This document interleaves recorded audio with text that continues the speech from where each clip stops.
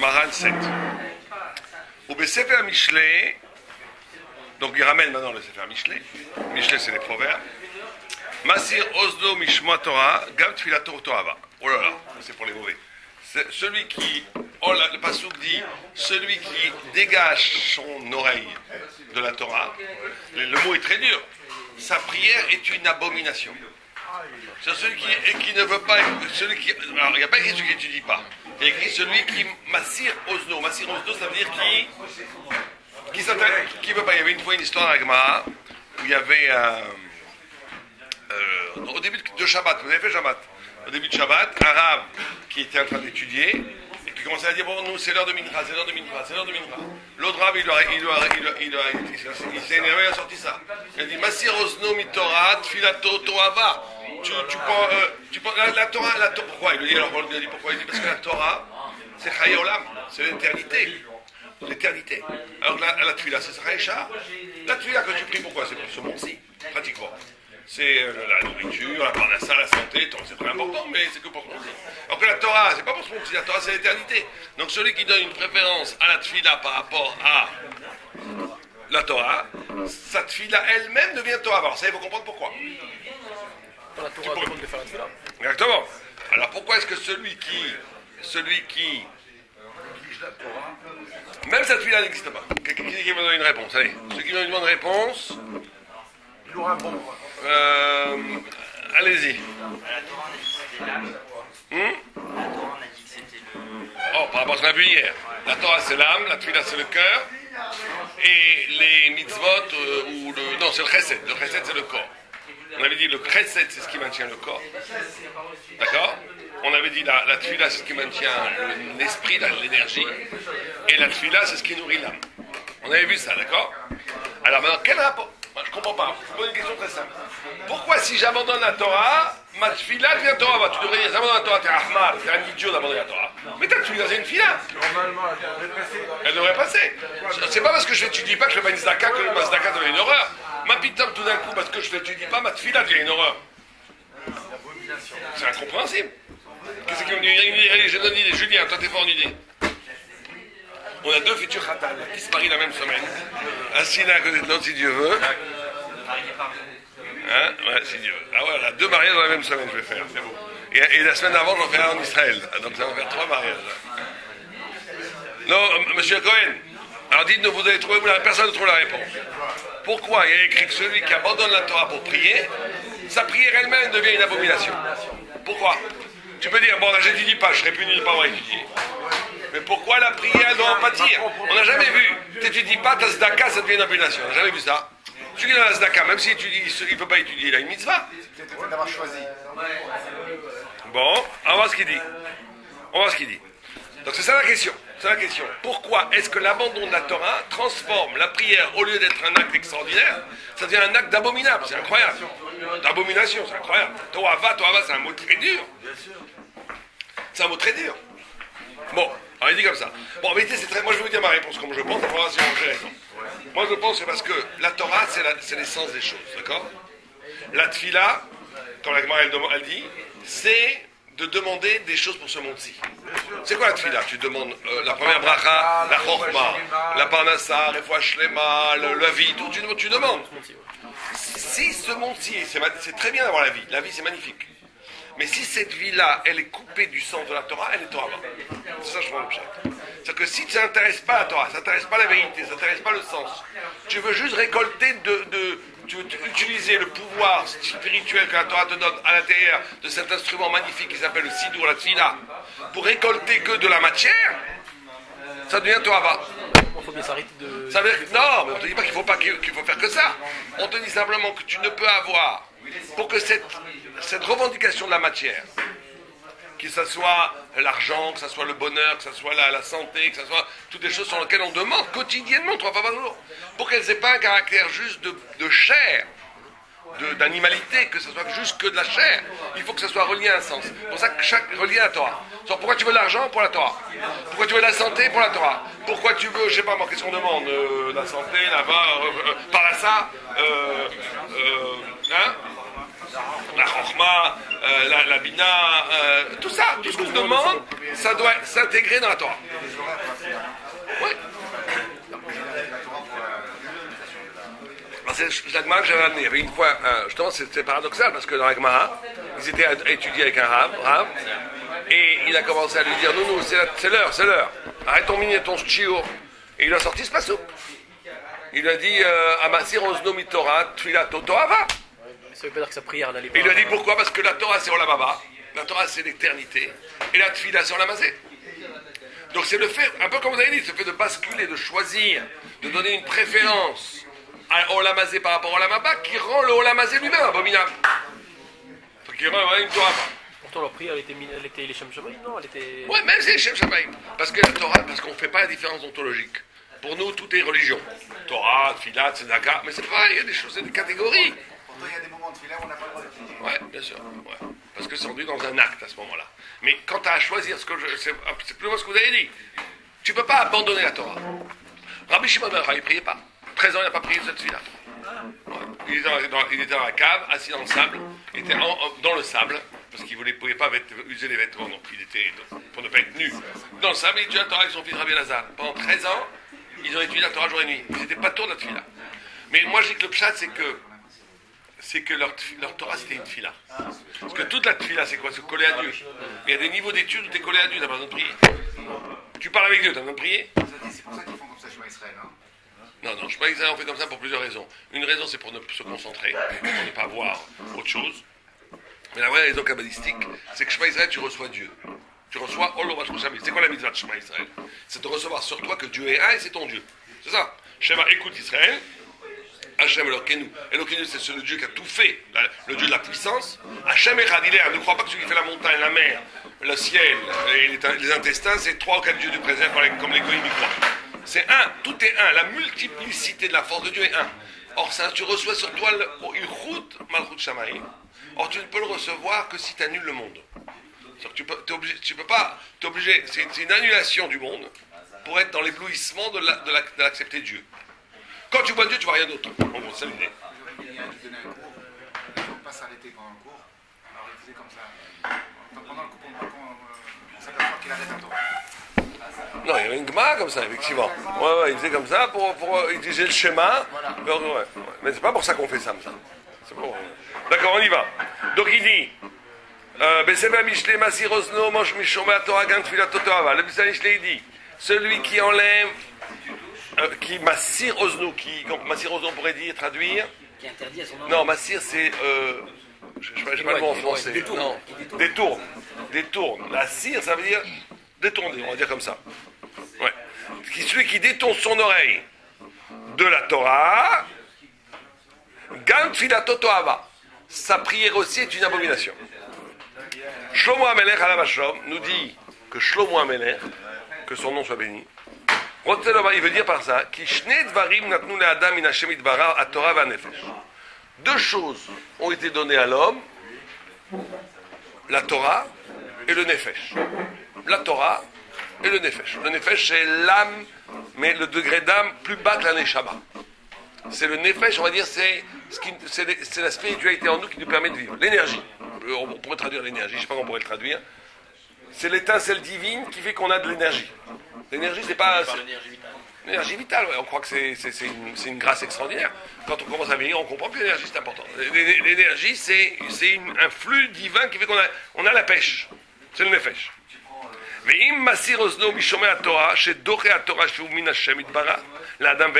Si quelqu'un ne veut, donc il dit pas on ne parle pas de quelqu'un qui n'étudie pas. On dit quelqu'un qui ne veut pas étudier, qui est massir. Ça n'intéresse pas, laisse-moi tranquille avec ta Torah, je peux prier. Il pousse la Torah des deux mains. Qui vient de Dieu. C'est un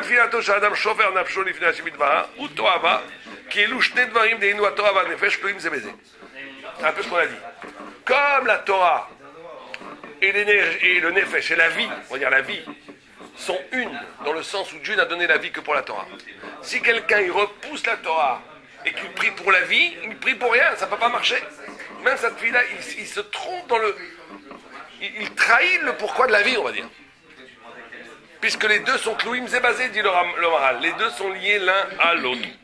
Et quoi il barer zé les mala benetim à Torah. Et louchné à clouim zébazé.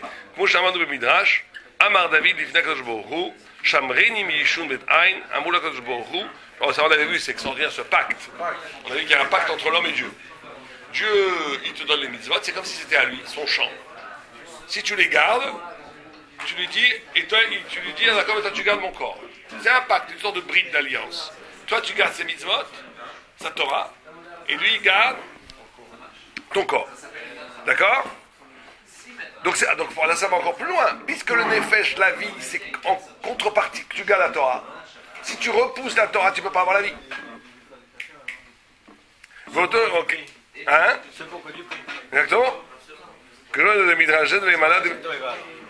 וזה עצמו מה שאמר מסיר אוזנו משומע התורה גם תפילת התורה כאשר הוא מסיר אוזנו מן התורה גם השם יתברך אינו רוצה מה שהוא נושא נפשו.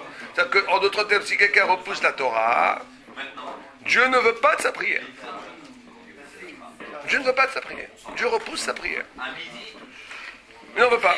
Kim en adam mekabel Torah min Hashem yitbarach, gam Hashem yitbarach eno mekabel. Incroyable, mais vrai, ça fait peur. Que si un homme ne reçoit pas la Torah de Dieu,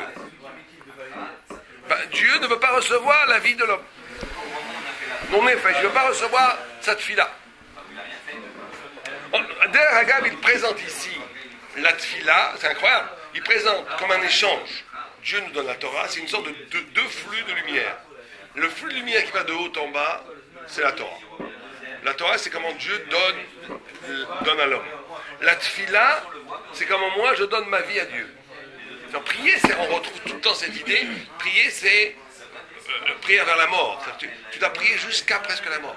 Je ne sais pas ce que c'est prier. Je vais raconter hier l'histoire du Talmud Chassid. Il priait comme ça tellement. Son beau-père, c'était un grand rabbin lituanien, pas du tout chassidique. Et lui, c'était un des premiers chassidiques. Il priait tellement, il priait 2-3 heures à Tfila. Imaginez quelqu'un ici avec le talit 3 heures. À la fin, il en a eu marre, c'est un glandeur celui-là, il veut tuer la Torah, qu'est-ce qu'il prie pendant 3 heures? Et il a eu marre, le beau-père, il a pris le talit, il a arraché le talit. Et il est tombé dans les pommes, il a vu son visage, c'était un visage de mort. Son visage, c'était un squelette, c'était de la peau comme ça, squelettique. Parce que quand il priait, son âme montait tellement haut que son corps pratiquement mourait. C'est ça la prière. Au summum, c'est ça. La prière, c'est la prière à la mort. Comme ça, le Nefesh Hachaim, il parle beaucoup. Prier, c'est d'aller au bout de l'essoufflement de rapport avec Dieu. Totalement, tu donnes ta vie. Mais ce qu'il dit ici, on parle de quelqu'un comme ça presque. On dit, si quelqu'un, c'est un échange, Dieu lui donne la Torah, nous on lui donne la vie. Mais si tu ne veux pas rendre la Torah de Dieu, il n'est pas intéressé par ta vie, il n'est pas intéressé par ta vie là. C'est un échange de cartes. Dieu te donne la Torah, toi tu lui donnes ton énergie en priant. Mais si tu ne veux pas la Torah, tu repousses la Torah. Alors voilà pourquoi quelqu'un ne voudrait pas la Torah. Pourquoi quelqu'un ne voudrait pas de la Torah? On parle de Jean Cachet ici. Pourquoi? Parce que c'est compliqué, c'est fatigant. Non, ça c'est compliqué, c'est pas de sa faute le mot. Il comprend pas. Pour ça, il ne sera pas puni. Ouais, parce qu'il ne veut pas se déséquilibrer. La Torah, elle te change les idées, elle te bouscule, elle t'embête, elle te blablabla. Les gens, ils veulent penser, ils ont compris 2 ou 3 choses dans la vie, ils veulent plus bouger. Pour ça, ils ne veulent pas étudier. L'étude, ça te casse la tête. Et même ça, je ne veux pas le dire en public, je le dis quand même, parce qu'ici on est entre nous. Mais dans les yeshivot aussi, il y a le même problème. Il y a des gens au début, les premières années, tu les vois tout feu, tout flamme, c'est génial. Ils grandissent. Au bout d'un moment, finito, ils en ont marre. Un peu comme tu dis, ils ont fatigué, ils ont compris, ils savent très bien étudier, mais c'est fini, ils n'étudient plus après. Parce qu'ils ne veulent pas reprendre. C'est difficile chaque fois ils étudient ce qu'ils connaissent, ils tombent dans un ronron intellectuel. Ça, c'est la mort de la Torah. Ouais, ils veulent plus être mis en danger par un nouveau système de connaissances plus grand. Donc ils grandissent pas. Les grandes sadikim, c'est lesquels? C'est ceux qui ont un tel amour de la Torah, un tel amour de Dieu, que tout le temps ils grandissent. Tout le temps, c'est des... Moi, j'avais vu Rav Chaim Kanievski. Je lui avais apporté un petit livre que... Khalef Ritim, je lui avais apporté. Hein? Il a ouvert le livre comme un enfant. J'ai trouvé ça extraordinaire. Il était dedans, il voulait lire. Pas un fou de jour, il était intéressé. Il voulait savoir ce que... Je sais pas, je vais vous donner ce livre à d'autres personnes. Genre, un arabe du Maghreb, on n'en veut pas. Lui, il n'est pas du tout, au contraire, il a pris ça, hyper intéressé. Ça, tu vois les grandes sadiques. Parce qu'on voit, ils sont intéressés par tout ce qui est Torah. Par tout ce qui est Torah. Et lui, on parle de quelqu'un qui connaît le chasse, qui connaît tout, qui connaît... Vous connaissez un vrai Gainsky? Très très grande sadique. Très grande sadique. Vous l'avez jamais vu, Victor? Très grande sadique. Moi, quand je dis à quelqu'un d'aller voir quelqu'un, c'est lui. J'ai entendu des histoires sur lui, des histoires de miracles et tout. Tout ce qui est de l'ordre d'être proche de Dieu, je crois pas que... Il reçoit. Il a eu des braques. Des braques. Ok. On a vu ça. Omnam, la chante Toava, lo ayalova. Ouais. Qui rejette l'étude. Non, c'est ce qu'on a dit. C'est pas quelqu'un qui ne dit pas, parce qu'il ne peut pas, parce qu'il est fatigué et tout. C'est quelqu'un qui ne veut pas étudier. Alors, rejette l'étude, c'est pas forcément je te demande d'étudier, tu me laisses tranquille. C'est quelqu'un qui fait tout pour ne pas étudier. Il évite toujours l'étude. Il ne veut pas étudier parce qu'il ne veut pas prendre la tête, comme on a dit. Comme tu as dit, à cause de ça ou à cause de ça. Pourtant, mais il y en a plein comme ça. Hein? Il faut qu'il étudie pour... Ça n'existe pas. Il y a toujours une partie de la Torah qu'il aime.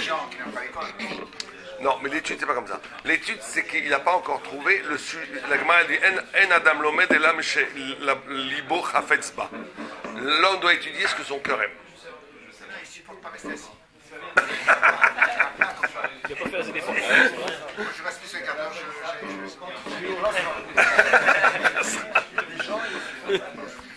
Bon, alors ça, c'est pas de leur faute. Mais moi, je crois. la Torah, parce qu'il supporte.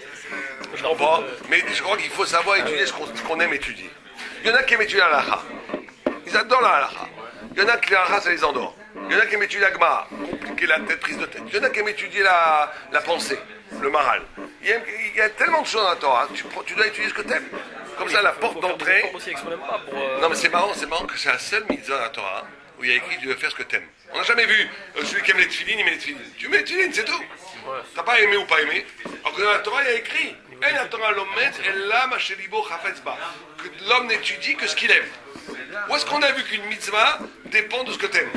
Ça veut dire quoi? Ça veut dire qu'un homme il peut étudier toute sa vie sans faire de Gemara. Ouais, Parce qu'il aime... si son chélek à lui, son âme, parce qu'en réalité, pas à la Torah parce qu'il n'y a pas d'étude à la Torah sans plaisir. Si t'as pas de oui, plaisir. mais au début, c'est un peu dur, mais après le plaisir il vient, c'est pas grave. D'accord. En plus, t'as raison. C'est qu'au début, c'est dur, mais après, quand vous commencez à grandir dans la Gemara, vous apprenez, ça vous donne vous aimez après. C'est un travail, il faut faire un effort aussi. Hein. On a des réussites sans effort. Bah oui. Regardez le piano, les pianistes, au début, ils vous disent. Très bien. On va creuser ce point. Alors, on continue. D'accord, c'est clair? Alors maintenant, il dit pourquoi ça s'appelle Toava? Nikra Kacher Adam noté El Inyan Zak. Oh, intéressant. Lui il définit pas Toava en français, enfin en hébreu. Quand tu traduis, ça veut dire abomination. Mais lui, il dit non, Toava, c'est celui qui est noté, c'est-à-dire qui se penche, on va dire, Al Inyan Zak, qui se penche dans une étrangeté, c'est-à-dire qu'il devient étranger à lui-même. Chaque fois que la Torah elle dit Toava, c'est intéressant dans ça. Par exemple, la Gemara, elle dit, la Torah, elle est toujours choquée. Enfin, choquée, je ne comprenais pas bien. Il y a écrit qu'un homme qui divorce sa femme. C'est qu'un homme qui divorce sa femme. Si elle a été avec 10 hommes après, il peut se remarier avec elle? Un homme, il divorce sa femme. Elle a été avec 10 hommes. Il peut. Mais c'est incompréhensible. Attends. Par contre, maintenant, elle s'est remariée avec un homme. Même s'il n'a pas touché, les morts sur la trompe, pas le pauvre. Il ne peut plus la toucher. Et la Gemara, la Torah écrit, la raison Torava. Comme ça, il s'écrit la Torah. C'est même pas le sujet qu'il l'ait touché ou pas? Non. Mariage. C'est le mariage. Mariage. Et la Torah, elle écrit, Areut, la Gemara dit, c'est une Toava. C'est une abomination. Chaque fois, quand je lisais ce passage, je comprends quand il parle de l'homosexualité, c'est abominable, des trucs comme ça, même tuer. Mais quelqu'un qui veut se remettre avec son ex-femme parce qu'elle s'est mariée, où est-ce qu'il y a une abomination? Alors là, il va nous prendre, je crois qu'on va avoir la réponse. Il dit abomination, c'est pas comme en français, abomination. Abomination, ça veut dire qu'il rentre dans un espace, dans un endroit où il est étranger. Il n'a plus rien à faire là-bas. Abomination, c'est quand tu vas dans un endroit où tu n'as rien à faire là-bas. C'est un endroit tamé, c'est un endroit impur, c'est un endroit qui enterre ton âme. Tu n'as plus... Quelqu'un dit qu'elle est avec 10 hommes, c'est pas... Non, elle a le droit, enfin elle n'a pas le droit, c'est tout, c'est son problème. Tu ne peux pas remarier ta femme si elle a été mariée à un autre, entre-temps. Mais tu ne peux pas, mais qu'elle a été après faire la Dolce Vita après le divorce, c'est son problème. Bon, on ne parle pas de Cohen, hein, on parle de Stam, une femme. D'accord? כמו שכתוב בכל העריות שהן זנות על חומר תאוות הוא שתראה מזה כי מי שהוא מושך אחרי הגופני יותר מדי עד שנעשה Bal Gouf, Veoser Aserel Mikol Vekol Dvarze ou Toava. Incroyable ce qu'il dit. Il dit l'interdiction de du znout. Znout, ça veut dire la débauche. C'est parce que tu vas tellement aller, le corps, dans la débauche, il a une mécanique qui fait que tu vas tellement être addicté, être dépendant du plaisir et de l'excitation de la débauche, que ton corps va devenir premier dans ton cerveau, on va dire, et que tu ne pourras plus être libre pour la pensée, pour la Torah. En d'autres termes, ce qui est très grave dans la sexualité interdite, c'est que ça te bâtit comme tu bâtis un univers où tu n'es plus intéressé par l'esprit. C'est vrai, regardez les grands dragueurs, les grands jouisseurs. Ils s'en fichent complètement, tu leur parles d'idées, d'accord, t'as raison, les dragueurs, ce qu'ils veulent, c'est s'attroper, le cocktail et regarder les femmes. Parle-leur d'une idée, ils s'en fichent complètement. C'est ça qui est intéressant.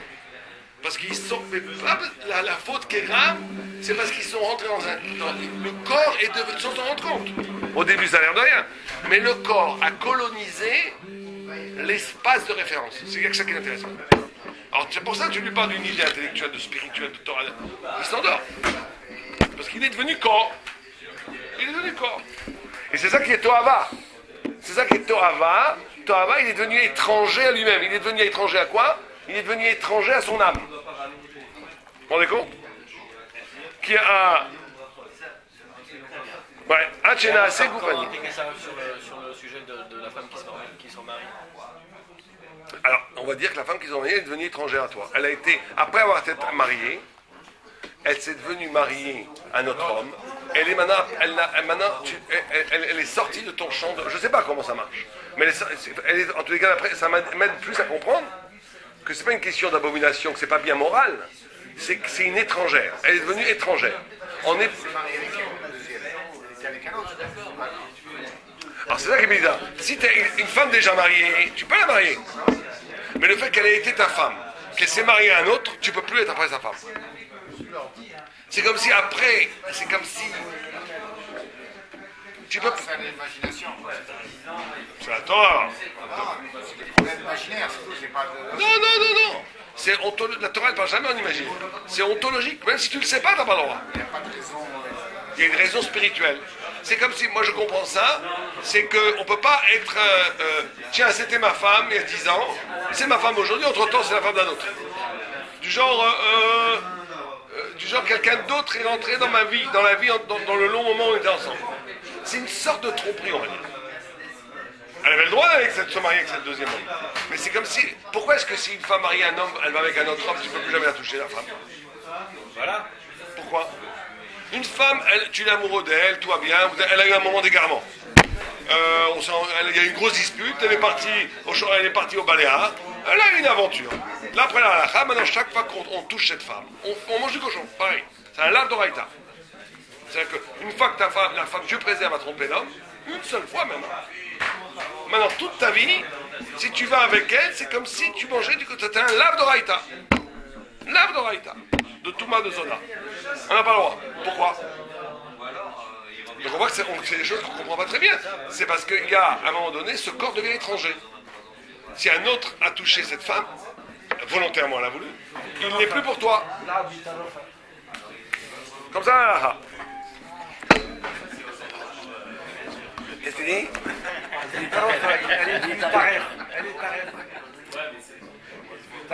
Non, en Tunisie, ça n'existait pas ça. Mon père m'a même dit que ça n'existait pas. En Tunisie, ils étaient tous ça. Très rare. Très, très rare. Très, très rare. Moi, je me rappelle, mon père me disait, en Tunisie, c'était les gens, ils étaient clairs. C'est la France qui a rendu tous les gens fous. C'est la France. La France a rendu les gens fous ici. Fous. La France les a rendus fous. Bien. וכשם מתפלל אל השם יתברך לעשות צרכיו, כאילו הוא רוצה שהשם יתברך ייתן לו שאלתו למלא. Alors regardez là ce qu'il dit là, c'est dur, hein. Il dit, maintenant comment tu veux prier? Si tu veux pas la Torah, on va dire qu'est-ce que tu veux? Quand tu repousses la Torah, qu'est-ce que tu veux? On a expliqué. Tu veux le corps. On va dire tu veux le corps. Donc imagine quelqu'un qui va se mettre à prier, que tu vas, alors ta prière elle a plus de sens. Tu pries pourquoi? Tu pries à Dieu, donne-moi de la force pour le corps, pour ne pas aller avec la Torah. Donc comment tu veux que cette prière ne soit pas Torah? C'est-à-dire qu'inconsciemment, tu pries pourquoi? Tu pries pour ne pas étudier. Tu pries pour avoir du corps. Donc c'est pour ça que כמו שהוא התש, כאילו הגוף. כי ראוי שיתפלל אדם שייתן לו השם יתברך צרכיו כדי שיעבוד השם יתברך. Et c'est ça la grande idée. Il faut être capable de traduire toutes les brachot, la santé, la parnassa, la chorma, avec le but de transformer ça en lumière de Torah. C'est tout. C'est ça la tfila. La tfila, chaque tfila, tu dis, donne-moi de la parnassa. Pourquoi? Tu donnes, bien sûr, c'est pour toi aussi, mais tu donnes une grande partie, 10% minimum, 15% pas mieux, 20% c'est le mieux, pour la zaka. Et surtout, donne-moi le mérite que je sache utiliser bien la zaka. Il y a des gens dans la zaka, les bouilles se font rouler. Donner la zaka pour la Torah, pour les choses bien. Il y a des gens, ils donnent aux, je ne vais pas dire des noms, mais on sait très bien que c'est n'importe quoi. Donc il faut avoir le mérite aussi. Donc il faut prier pour que l'argent aille. D'abord que je gagne beaucoup d'argent, mais avec l'intention que je puisse transformer cet argent en zaka, mais pas simplement en zaka, pour la famille, pour l'éducation, pour le bonheur, pour mille choses. Mais il faut que ça ait un sens spirituel. Pareil pour la santé, tu veux la santé, pourquoi? Il y avait un antisémite, il est mort en pleine santé. Il marchait bon. Il s'appelait, j'ai oublié son nom, un écrivain. Dernier jour de sa vie, il a été à faire à la piscine, et il est mort. C'est-à-dire que ça sert à rien la santé, c'est pour faire du mal. Et tout. Donc il faut prier aux choses pour essayer de traduire ça en Torah. D'accord? C'est ce que dit le Maral. Chez Raoui, chez Itpalel Adam. Comment l'homme doit-il prier? Chez Itenlo Hashem Itbarat, que Dieu lui donne tout. Kedé chez Avod Hashem Itbarat. Pour que ce que Dieu lui donne soit l'élément qui lui rend possible d'être l'esclave de Dieu, de travailler pour Dieu. En vérité, on travaille pour le patron. On a tous un grand patron, qui est Hachem, et tu dois te considérer ta vie comme si tu travaillais pour lui. On est serviteurs. Il faut avoir dans la tête, quel est ton patron? C'est Dieu. Qu'est-ce que tu fais dans la vie? Que je travaille dans la plus grande entreprise du siècle, de tous les siècles. Laquelle? Je travaille pour Dieu. Le paradoxe, c'est qu'il n'a pas besoin de travail au final. Le travail est pour nous. Hein? Mais bien sûr, tout ça c'est pour nous. Parce que ça t'élève quand tu fais ça. Et si tu pries dans cette notion-là de transformer ça en Torah, c'est sûr que la prière est voulue par Dieu. Est voulue par Dieu. Oui. C'est différent pour la femme qui prie, mais qui ne va pas étudier la Torah. Non, la femme, c'est autre chose. La femme, elle prie, ses prières, c'est par rapport à sa famille, beaucoup plus. Elle n'a pas la mitzvah de prière, la femme. C'est sûr que si, c'est une grave erreur que tout le monde fait. Une femme doit prier autant qu'un homme, presque. Il faut qu'elle prie, bien sûr. Au moins une fila par jour. Il y en a qui disent 2, il y en a qui disent 3, mais au moins une par jour. Et la femme, simplement, d'où vient cette erreur? C'est que la femme, quand elle a des petits-enfants, elle est plutôt rare de prier. Pourquoi? Non, c'est pas Zman Grama de fila, encore une fois. Où c'est Zman Grama? Tu dois prier tous les jours. Zman Grama, ça veut dire que c'est une mitzvah qui est générée par le temps. Par exemple, Souka, tu ne fais la Soukot que à Soukot. Là, elle n'est pas tout. Chauffard, tu fais le chauffard qu'à Oshana, elle n'est pas tout. Mais pour la tefila, c'est pas Zman Grama. Tous les jours, tu dois prier. Que ce soit dans des temps spéciaux, charité, ça ne change rien. Donc au moins qu'elle en fasse une par jour. Il y en a qui disent qu'elle doit faire toutes les tefilot. Simplement, il faut, si elle a des petits-enfants à s'occuper, de la même façon qu'un homme qui s'occupe de malades a un tour de faire la tefila. Imagine quelqu'un qui s'occupe de malades. Oui, dans une maison de retraite. Voilà, il n'est pas tôt. Il n'est pas tôt de tefila. Aussi, parce qu'il doit s'occuper des malades. C'est plus important que de prier. Maintenant, on dit que la mère qui s'occupe de petits-enfants, c'est comme si elle avait le même jean. Les petits-enfants, c'est comme des malades, il faut s'occuper d'eux. Donc elle n'est pas tout. On ne peut pas lui demander de prier pendant qu'elle doit s'occuper de petits gosses. Mais il faut pas, ça ne veut pas dire que le jour où elle n'a pas les gosses, il faut qu'elle prie. Bien sûr. Ou bien si les gosses sont à la crèche, il faut qu'elle prie. Hein? Non. Zman Grama, c'est pas que c'est dans le temps, c'est que c'est gorem par le temps. Alors, la tefila, le chiyuv de tefila, il n'est pas gorem par le temps, il est tout le temps. Simplement, il y a des tefilot qu'on a mis jusqu'à la Salah, Mincha, Arvit. Ça ne s'appelle pas Zman Grama. Bien. On va s'arrêter là, et demain, si Dieu veut, on continue. Pas tout.